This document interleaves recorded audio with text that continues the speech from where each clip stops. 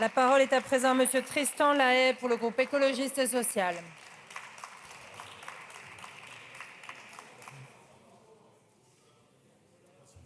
Merci.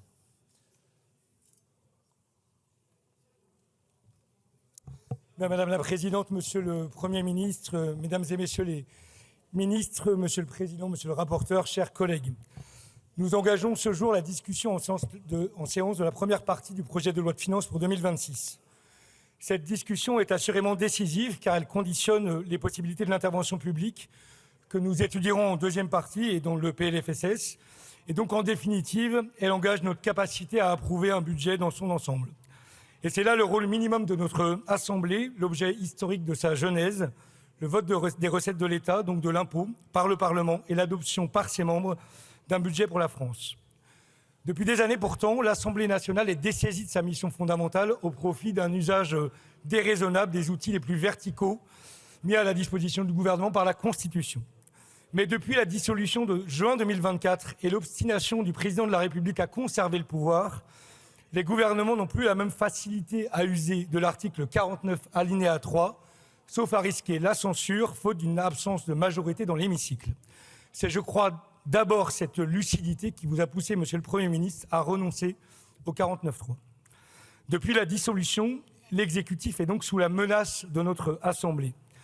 Mais le pouvoir ne nous a pas pour autant donné davantage l'organisation des pouvoirs, puisque dans la Ve République, elle nous réserve pour l'essentiel un pouvoir d'aménagement ou d'amendement de projets de loi issus du gouvernement. Monsieur le Premier ministre, vous vous êtes exprimé pour reconnaître que la période était plus parlementaire que jamais. Elle l'est en effet parce que votre gouvernement n'a pas de majorité dans cette Assemblée. Mais ce constat ne saurait vous dérober à vos responsabilités. Le budget que nous examinons est le vôtre. Le temps et les moyens réservés au Parlement pour le discuter demeurent extrêmement limités et encadrés. Il faut que nous convenions que l'Assemblée nationale, pas plus que le Sénat, ne pourront transformer votre budget en un autre radicalement différent.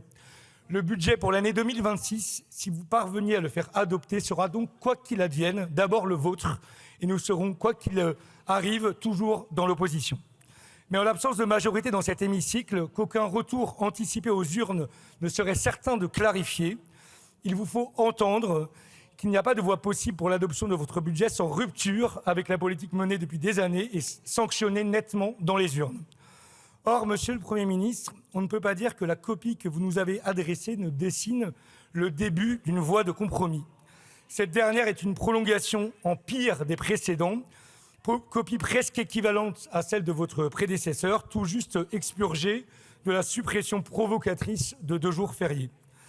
Nous voulons en effet une rupture avec la politique de l'offre qui repose, pour le dire à grands traits, sur la chimère d'un ruissellement, d'une stimulation de l'activité économique par une diminution des prélèvements obligatoires. Si nous ne partagions pas cette idée en 2017 et en 2022, nous n'avons plus désormais qu'à faire le constat d'un échec. Non seulement votre politique n'a pas réussi à éviter l'érosion de la croissance économique, et singulièrement en ce qui concerne l'emploi industriel, passé désormais sous la barre des 10% du PIB, mais elle est de surcroît très coûteuse et vide les caisses au détriment de la protection sociale, de l'action publique locale, du financement de nos services publics et d'une transition écologique devenue plus urgente que jamais. Cet échec est si puissant qu'il met en danger la cohésion nationale par la croissance sans précédent des inégalités que cette politique génère. Nous assistons sidérés à l'explosion des ressources des très grandes fortunes et la confiscation de la richesse nationale au profit de quelques-uns. Selon le magazine Challenge, les 500 Français les plus riches ont vu leur fortune multipliée par 14 entre 1996 et 2025, leur richesse cumulée passant de 6% du PIB en 1996 à 40% aujourd'hui. Dans le même temps, la France compte désormais 9,8 millions de pauvres, près d'un Français sur 6, 1,2 million de plus qu'en 2017. Cette situation d'injustice criante n'est pas tenable.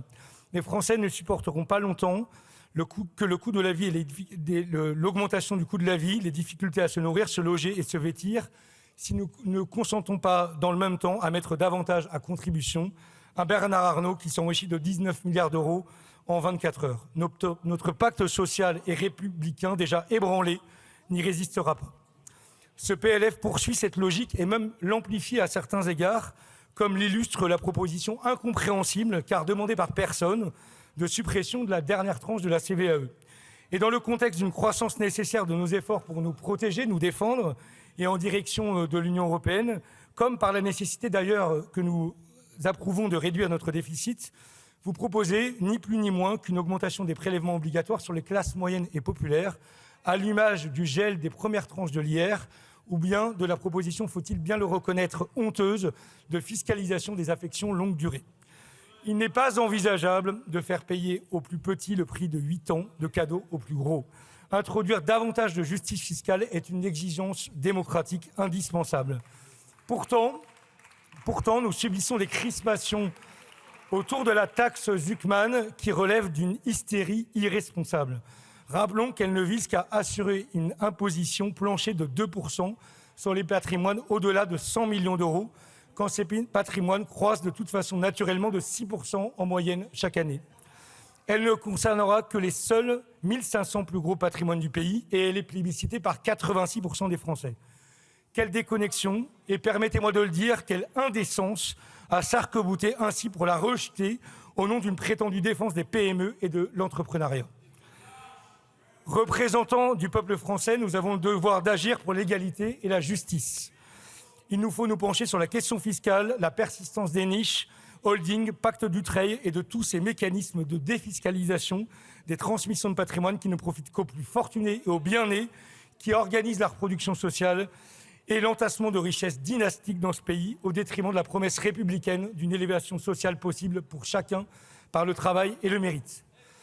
Nous l'avons vu cette semaine en commission des finances. Malgré votre engagement à œuvrer à des compromis, les députés du socle commun, vos députés, n'ont pas joué le jeu. Ils n'ont fait aucun pas vers nous, aucune ouverture, aucune concession.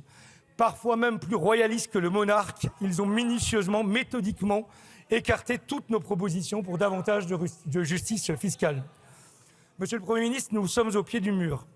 L'appel au compromis est une chose et nous y sommes prêts au groupe écologiste et social. Mais ce compromis ne peut être celui de députés qui conviennent ensemble de tenir quoi qu'il en coûte.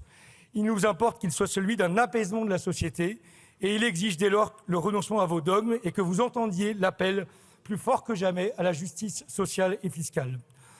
Ainsi, Monsieur le Premier ministre, nous vous le disons, faites attention. L'abandon du 49.3 ne peut se traduire par un super 49.3 que constituerait l'adoption d'un budget par ordonnance. Désormais, vous n'avez d'autre choix que de vous résoudre au compromis, sauf à vouloir sciemment l'échec de notre Assemblée. Les Français nous regardent. Notre Assemblée est légitime et représentative de la société française.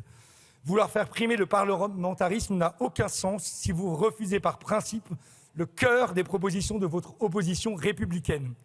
L'extrême droite est là, en embuscade, prête à tirer profit du moindre échec. Ne lui faisons pas ce cadeau. Il y a un mois, vous annonciez des ruptures dans le fond et dans la méthode. Allez au bout de cet engagement et nous serons au rendez-vous dans l'intérêt du pays. Mais en l'état des discussions, en commission, je veux vous le certifier, nous sommes loin du compte. J'espère, avec mon groupe, que nos discussions des prochaines heures permettront des avancées substantielles, conformes au mandat démocratique que nous avons reçu, sans quoi nous n'aurons d'autre choix que de rejeter cette première partie du PLF. Les conséquences politiques seraient majeures et nous entrerions dans une nouvelle période de forte turbulence.